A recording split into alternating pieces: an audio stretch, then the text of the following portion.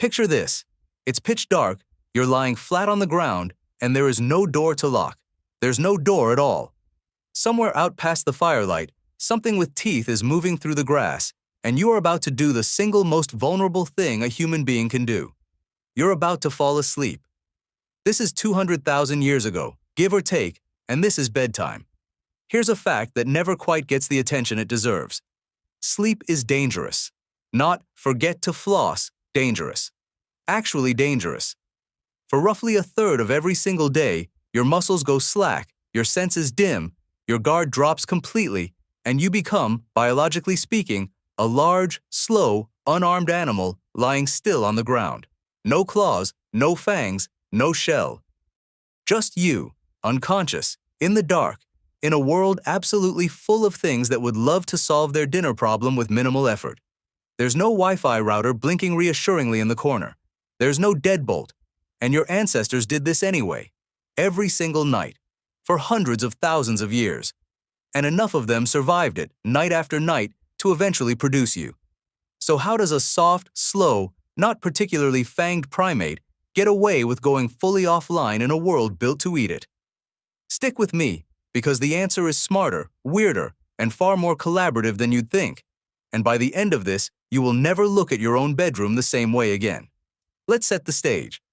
When we talk about prehistoric survival, we usually picture the daytime stuff, the hunt, the fire-making, the running from things. But daytime is when your ancestors had every advantage working for them. Eyesight, tools, each other, adrenaline. Night was different. Night stripped almost all of that away. Human vision is genuinely bad in low light compared to most of the animals hunting early humans. And that's not an accident of bad luck. It's a mismatch baked into the anatomy. Lions, leopards, and hyenas all evolved eyes built for exactly the hours when human eyes basically stop working. A reflective layer behind the retina that lets them gather far more light than yours ever will. So the real engineering problem your ancestors had to solve wasn't, how do we survive the world? It was, how do we survive 8 hours of being nearly blind and completely unconscious, on purpose, every single day, without fail? That's the puzzle. And they didn't solve it with any single clever trick. There's no one invention here, no ancient equivalent of a deadbolt you could point to and say, that's the thing that fixed it.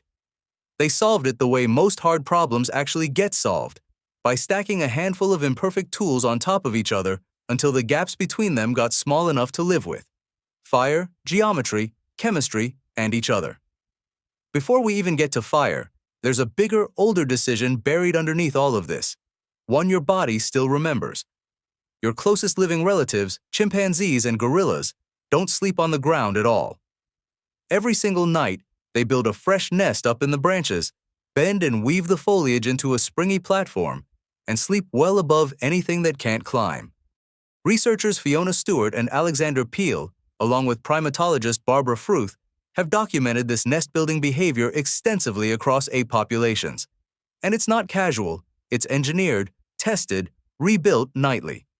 So here's the actual mystery hiding inside tonight's topic. At some point, your ancestors gave that up. They came down out of the trees to sleep on open ground, in a body that, compared to a chimpanzee's, is worse at climbing and slower to escape upward.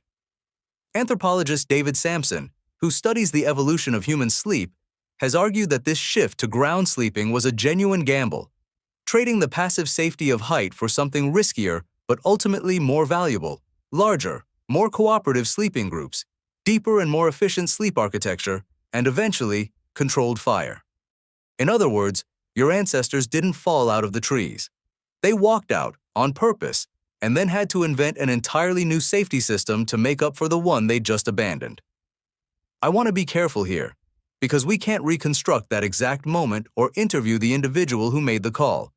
But the logic holds together well across independent lines of evidence, skeletal changes in the foot and hip that make climbing harder and walking easier, the near-total loss of nest building in the human lineage, and the appearance, not long after, of exactly the ground-based safety toolkit we're about to walk through. Let's talk about fire first, because fire changes everything about the sleep problem, and I mean everything.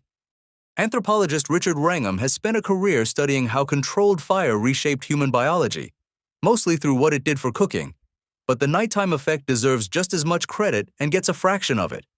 A fire isn't just warmth, it's a wall. Most predators that hunt humans are deeply, instinctively wary of open flame, and evidence for deliberately maintained hearths goes back remarkably far. At Wonderwerk Cave in South Africa, archaeologists found burned bone and ash layers dated to roughly 1 million years ago, among the earliest solid evidence we have for controlled fire use by early humans. Sit with what that actually means for a second. That's not lightning struck a tree once and we panicked and grabbed a branch. That's fire being kept, fed, carried forward from one night to the next, which means someone, every single night, had the unglamorous job of staying awake just long enough to keep it alive. Because a fire that dies at 3 in the morning is a fire that stops being a wall right when the wall is needed most. Now here's where it gets interesting, because fire didn't just protect you physically, it restructured the entire night socially. And this is where anthropologist Polly Wiesner's research gets genuinely fascinating. Wiesner spent years studying the Jew/Hwansi people of the Kalahari and specifically looked at what conversation around the fire actually does once the sun goes down. Daytime talk, she found, tends to be practical. Complaints, logistics, who owes who what. Firelight talk after dark shifts into something else entirely. Stories, myths, jokes, the emotionally rich material that builds trust and shared meaning across a group. And that matters for sleep safety in a very direct way. A group that spends its evenings bonded tightly around a fire is a group that trusts its neighbors enough to actually close its eyes next to them. Sleep, in other words, wasn't purely a biological event. It was a social contract, quietly renegotiated around the fire every single night before anyone was allowed to drift off. Let's pause on that, because it leads somewhere genuinely unexpected. The sleep itself probably wasn't even structured the way yours is. This is where sleep researcher Jerome Siegel's work at UCLA comes in, and it upends a lot of modern assumptions about what normal sleep even looks like. Siegel and his team studied actual sleep patterns in 3 traditional societies living without electric light: the Hadza of Tanzania, the San of Namibia, and the Tsimane of Bolivia, fitting participants with wrist monitors to track real sleep architecture instead of relying on what people said they did. What they found broke a lot of assumptions. These groups didn't march off to bed at sundown. Activity continued for hours into the dark before anyone settled in. And individuals within a camp tended to drift in and out of light sleep at staggered, overlapping times through the night, so that across the whole group, someone was very often at least partially alert at any given hour. Nobody had to pull an assigned night shift. It just happened, as a natural side effect of ordinary variation in human sleep cycles. I want to be careful here, because this doesn't mean prehistoric groups had some kind of coordinated telepathic watch rotation. It means a cluster of individuals with slightly different internal clocks accidentally produces near-continuous partial vigilance across the group, which, when you think about it, is a more elegant solution than a posted watch schedule, because nobody has to volunteer, and nobody has to remember whose turn it is. Let's talk about location next, because where you slept mattered just as much as who you slept next to. Open ground is a terrible place to lose consciousness. No walls, no barrier. Exposed on every side, like leaving your front door wide open and hoping for the best. So your ancestors got choosy. Rock shelters and cave mouths were prime real estate for exactly this reason. A solid back wall you can't be flanked from, a narrow entrance that funnels any threat into a single defendable line, and often enough elevation to see or smell trouble coming before it arrives. This is essentially the same instinct your brain uses when you pick the restaurant seat facing the door with your back to the wall. You just didn't know you'd inherited that habit from someone choosing, very carefully, which cave mouth not to die in. But what happens when there's no cave for 100 miles in any direction? That's the situation your ancestors faced on the open mammoth steppe during the Ice Age: flat, cold, treeless, and about as far from a defensible rock wall as you can get. And this is where they simply built one instead. At Mezherych in Ukraine, archaeologists uncovered the remains of dome-shaped huts constructed almost entirely from mammoth bones, skulls stacked to form a base, long curved tusks arched overhead like structural beams, the whole frame likely covered in hides to seal out wind and eyes alike. Building one of these wasn't a weekend project.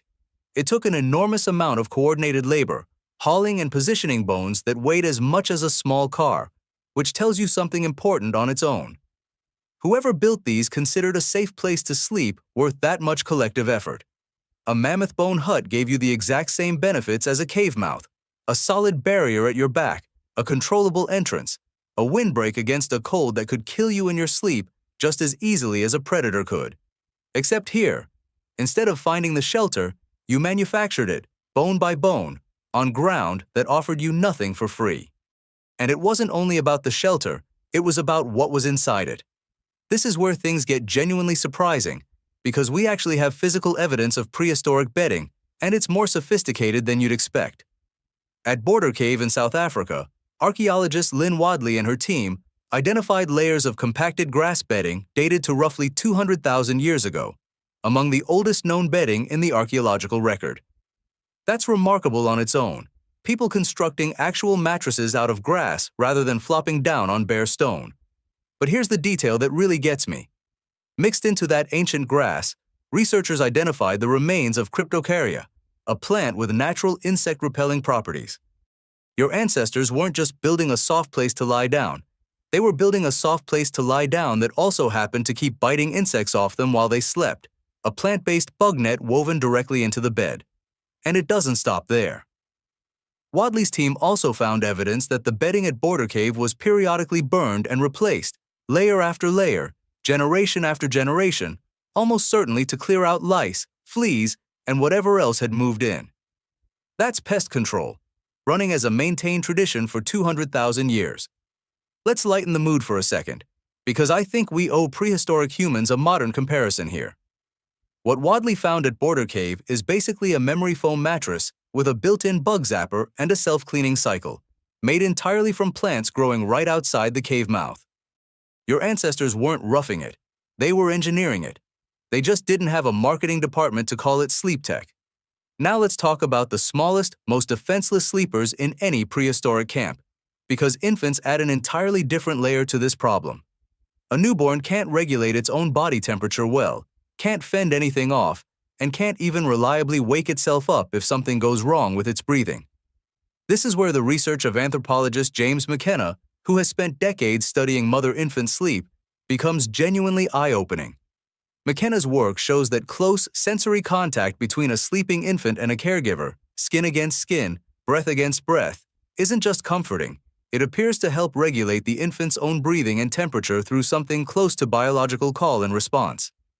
In a world with no crib, no thermostat, and no baby monitor beeping reassuringly on a nightstand, the caregiver's body essentially was the monitor. Every stir, every changed breath, every small motion between mother and child functioned as a live, physical check-in running all night long. Somewhere in a modern nursery right now, a parent is squinting at a glowing app that tracks their baby's oxygen levels through a sock. Your ancestors were running the exact same software. They just ran it on skin. Let's pause here and address the skeptic in the room, because a reasonable person hears all of this and asks, how do we actually know any of it? Sleep doesn't fossilize. Nobody dug up a 200,000-year-old yawn. And that's fair. This is genuinely one of the harder corners of prehistory to study directly, because the behavior itself leaves almost no physical trace. What we have instead is a convergence of separate lines of evidence pointing the same direction. Physical remains like the Wonderwerk Cave bedding, hearth evidence like Wonderwerk Cave, and comparative data from modern hunter-gatherer groups who, while not literal time capsules, live under some of the same real constraints our ancestors did. No electric light, no locked doors, genuine predation risk. Does the absence of a fossilized sleep schedule mean we can't say anything meaningful? No. It means we build the picture carefully from multiple independent angles and stay honest about which parts are solid ground and which parts are informed inference.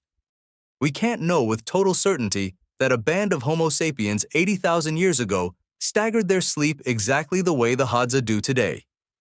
But that staggered vigilance pattern shows up independently across multiple modern foraging societies with no contact with one another. And that's precisely the kind of evidence that makes anthropologists sit up straight, because it suggests something structural rather than coincidental. It's also worth being honest about the limits of the comparison itself. The Hadza, the San, and the Tsimane are living people with their own histories, languages, and choices, not preserved fragments of the deep past. and no anthropologist worth listening to treats them as a window straight back into the Pleistocene. What their sleep data gives us is narrower and more useful than that. A working model of what human sleep looks like when electric light, locked doors, and modern predator control aren't part of the equation. That's a genuinely different thing from a time machine, and the distinction matters. Let's also be honest about the part of this that wasn't a clever hack, because not every night ended safely, and I want to be careful and precise here rather than gloss over it. Predation on early humans isn't speculative folklore. We have direct fossil evidence of it. The famous Taungchild skull from South Africa shows puncture and gouge marks consistent with a large bird of prey. Cave sites across Africa and Eurasia have turned up early human remains bearing carnivore tooth marks. Fire, shelter, staggered vigilance, insect-repelling bedding, none of it was a guarantee. It was a set of odds-improving strategies stacked on top of each other. Fire reduced the odds. Shelter reduced the odds. A trusted, staggered sleeping group reduced the odds further still. And even then, on some nights, the odds simply didn't hold. It's easy to tell this story as a triumphant hack sequence with a tidy bow on top, and it wasn't. It was hundreds of thousands of years of narrow margins held together by fire, geometry, plants, and each other. Which brings us back to where we started. You, lying in the dark, no door, no lock, something moving in the grass beyond the firelight. Except now you know exactly what's actually protecting you. It's not luck. It's a fire someone is tending. It's a rock wall at your back and a narrow entrance ahead of you. It's a bed woven with a plant that happens to repel the things that bite, rebuilt, and reburned generation after generation. It's a caregiver's breathing, doing the job a baby monitor does now. And it's the fact that somewhere nearby, purely by biological accident, someone else in your group is drifting into a lighter stage of sleep right now, half alert, keeping watch without ever being asked to. So here's the mirror. Tonight, when you lock your door or glance at your phone's 5% of battery left before it dies quietly on the nightstand, or just trust that the walls around you are going to still be standing in the morning, you're doing an incredibly recent, incredibly artificial version of something your ancestors spent a couple 100,000 years perfecting the hard way, without hardware, without electricity, with nothing but fire, geometry, plants, and each other's staggered internal clocks. So next time your smoke detector chirps at 2 in the morning over a dying 9-volt battery and you groan and stumble up to deal with it, spare a thought for the person whose actual job, every single night, for tens of thousands of years, was to make sure the fire never went out. You've got it easy.